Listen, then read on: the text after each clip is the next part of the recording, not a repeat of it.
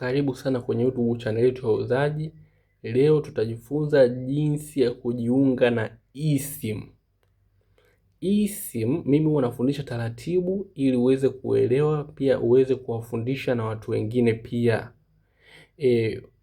eSIM ni electronic eSIM, yani zamani kulikuwa watu wanatumia laini kubwa za simu, zikaja zikapunguzwa zikawa za kawaida mini sim, zikaja zikapunguzwa zikawa nano sim. Sasa hivi wamepunguza kadi line ya simu, unaweza ukaitumia kwenye simu moja kwa moja, huku inakuja ipo embedded, yani wewe ni unaweka tu line namba yako inakuwa ndani ya simu. Kwa nini wanafanya hivi? Hii simu zimekuja, unajua siku zote wanachotaka ni simu iweze kuwa nyembamba zaidi. Umeona, ukiaja kuangalia vizuri, kadri siku zinazozidi kwenda simu inazidi kuwa nyembamba, na hii simu ziwe nyembamba inabidi upunguze vitu. Mfano, ukija kuangalia hii simu wamepunguza simu ya earphone, wamepunguza hata jinsi ya sim card, wamepunguza ili kiwe kidogo kabisa. Ukija kuangalia hata speaker wamepunguza. Zamani simu zilikuwa speaker unakuta ni kubwa kabisa hapa kote, lakini sasa hivi ni nyembamba. Ukiangalia na huku wamepunguza baadhi ya vitu, wameacha tu mic mbili. Umeona? Hiyo yote ni kwa sababu kadri teknolojia inazidi kwenda, wanataka mambo yawe simple, simu ziwe waterproof, zisiingie maji, pamoja na wembamba uwepo. Hivyo ndio vitu vinavyobadilisha mtazamo. Kwa hiyo moja kwa moja wakaanzisha kitu kinaitwa eSIM. Wakasemaje?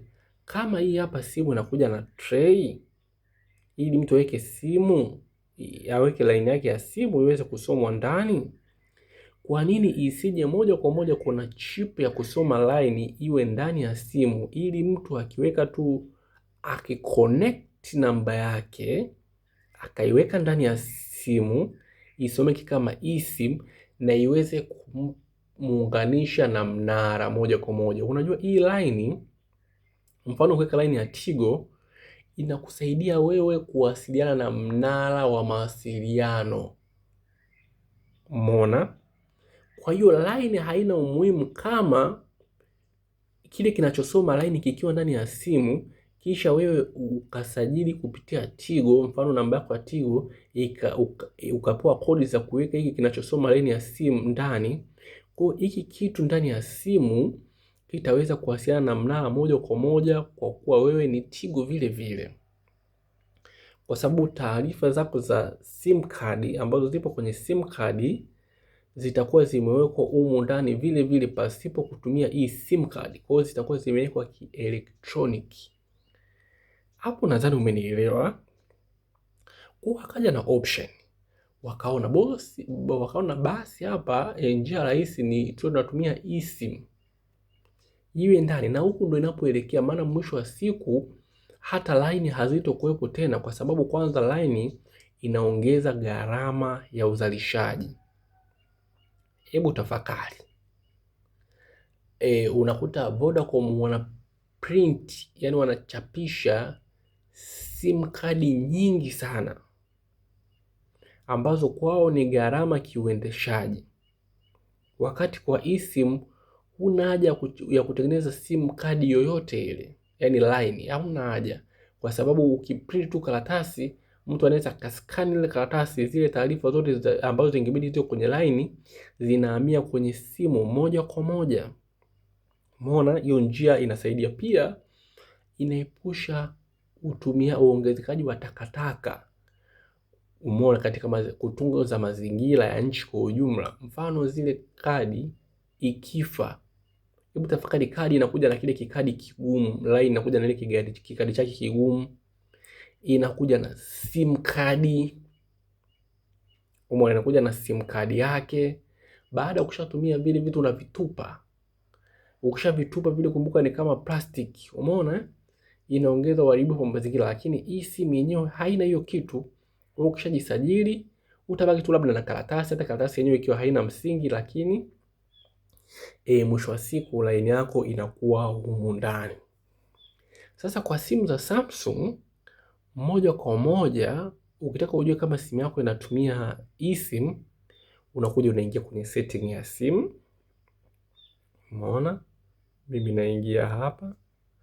Baada hapo unashuka chini mpaka kwenye sehemu pameandikwa about phone.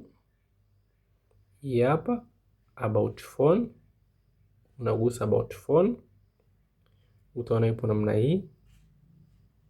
Utapandisha juu taratibu mpaka utaingia kwenye sehemu pameandikwa moja kwa moja utaingia kwenye sehemu pameandikwa software information, au anza na hapa status information. Ukiwa kwenye status information utakuja hapa, utaona taarifa zako zote za simu. Mfano hapa inaonyesha hii simu ina masaa 67 tangu iwashwe. Hii simu status hapa inaonyesha hii simu ni official, kwa sio ya kampuni yoyote. Ukipanda juu taratibu utaona address zangu. Hapa ya kwanza utakuta sim card status. Chini utakuta email information. Hapa utakuta email zako. Hapa chini utakuta EID. EID ukiona ukigusa hapa,